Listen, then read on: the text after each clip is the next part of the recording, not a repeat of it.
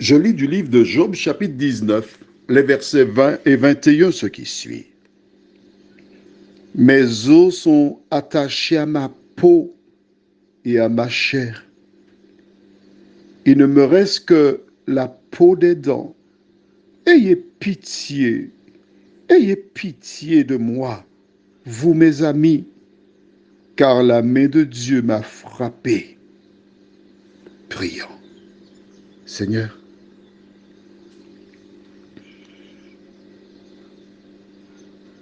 mentalement, je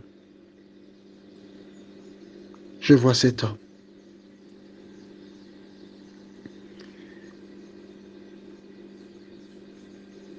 Mais je vois aussi de nombreuses personnes qui arrivent dans leur chute jusqu'au sol. Tandis que nous prendrons le temps de méditer sur ces paroles, que ton esprit nous dirige au nom de Jésus. Amen. Mes os sont attachés à ma peau et à ma chair. Cela veut dire que Job avait perdu l'appétit. Il avait fondu physiquement. Il était pratiquement, on dira, squelettique. Et dans cette situation, parce qu'il dit, il ne me reste que la peau des dents, même pas les dents, la peau des dents. Il devait être effrayant. Exactement comme ces personnes qui ont été empoisonnées aux Antilles, malades, sur des lits de douleur, qu'on entend gémir. Alors ce matin, je voudrais m'adresser à toi, qui ressemble à Job. Toi, dont le corps est dégradé par des maladies inventées par des hommes. Quand on va sur Internet, on découvre que le sida est une maladie inventée par les hommes. Ebola, inventé par les hommes. Pourquoi y a-t-il tant de souffrance dans ce monde? Je t'expliquerai ça, c'est tout simple. En 1914, il y a eu la guerre. Et près de 10 millions de soldats perdirent la vie, sans compter les civils. Et cela boosta l'économie. Des maisons furent construites, des emplois furent trouvés.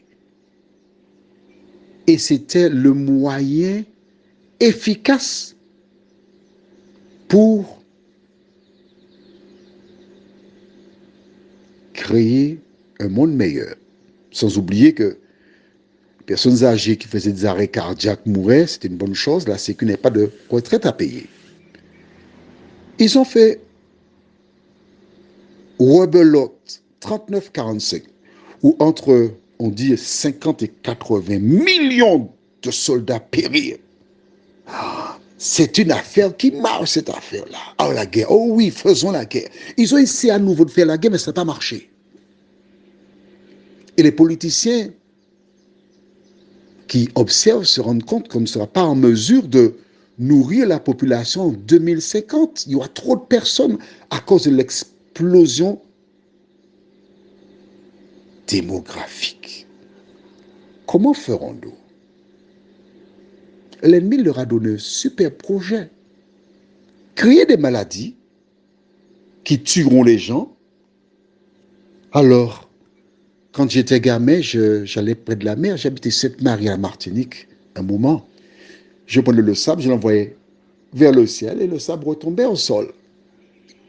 Et là, on m'explique que le sable sort du Sahara, vole sans tomber. Il y a certainement un moteur qui fonctionne à partir du soleil, donc énergie solaire. Et voici donc le sable. Et lorsqu'on analyse ce sable, on trouve de la matière fécale, comme par hasard, qui va aux Antilles et ailleurs.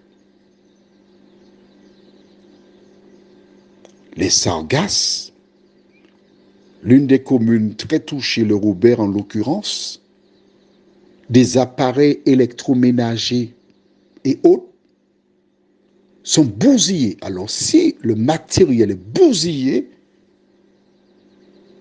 explique-moi ce qui se passe dans l'homme. Tout cela avec un tout petit peu de chlordécone. La situation est explosive. Ces hommes ont mis en place un système pour détruire les hommes afin de trouver une solution aux problèmes à venir. Voilà pourquoi il y a tant de personnes qui souffrent. On découvre jour après jour de nouvelles maladies. Et l'industrie pharmaceutique, les laboratoires se frottent les mains parce qu'ils proposent des traitements, des médicaments, et ils empochent des millions et des milliards. Voilà pourquoi nous sommes dégradés. Quand tu prends un médicament pour soulager un problème, il y a un autre problème qui fait son apparition. On ne s'en sort pas. Il faut mourir. Mais la bonne nouvelle que j'ai pour toi en ce matin, le jour du jugement approche. Le jour du jugement approche. 3. L'innocent qui supporte les conséquences de l'esclavage, de l'ennemi de la race humaine. Souviens-toi que tu n'es qu'un pèlerin sur cette terre, en attente de la délivrance. Voilà pourquoi nous sommes exactement comme le peuple d'Israël, nous attendons le libérateur. Celui qui a démontré par ses actions lorsqu'il était sur terre qu'il avait la solution à tous les problèmes de ce monde en matière de santé et de vie.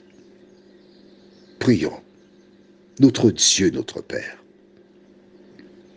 La bonne nouvelle que nous avons en ce matin, c'est de savoir qu'en toi nous avons toutes choses. Merci notre Dieu pour tes promesses. Merci pour l'échantillon que tu nous as laissé à travers la vie de Jésus quand il vint sur cette terre. Aide-nous chaque jour à maintenir notre espérance en toi, nous t'en prions. Au nom de Jésus, pour ta gloire éternelle. Amen. Je te souhaite une bonne journée.